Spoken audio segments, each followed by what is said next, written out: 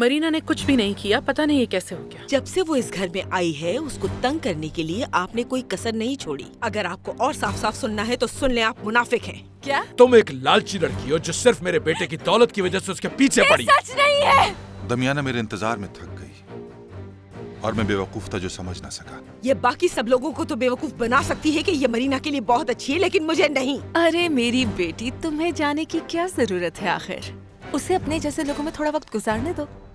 मेरा बेटा बिल्कुल अपनी माँ पर गया है, नादान है, इसलिए फंस गया तुम्हारे जाल में। लेकिन फिक्र की कोई बात नहीं, उसका बाप अभी जिंदा है, निकाल लेगा उसे इस दलदल से वापस। कैसे हो डॉक्टर? देखो मैं तुम्हारे लिए क्या तोहफा लेकर आया। तुम्हारी गर्लफ्रेंड जो तुम्हें बहुत अजीज है, रखो इसे। मुझे उसके और दमियाना के बीच में नहीं आना चाहिए, कभी भी नहीं। मैं इसे ले आया हूँ तुम्हारे पास, तुम्हें जो करना है, लेकिन इसे मेरे घर से और मेरे बेटे से और मेरी फैमिली के हर मेंबर से इसे दूर रखना। अल्बर्ट और मैंने शादी कर ली है। शादी कर ली? क्या सोचा था? क्या मुझे पता नहीं चलेगा? कैसे समझूं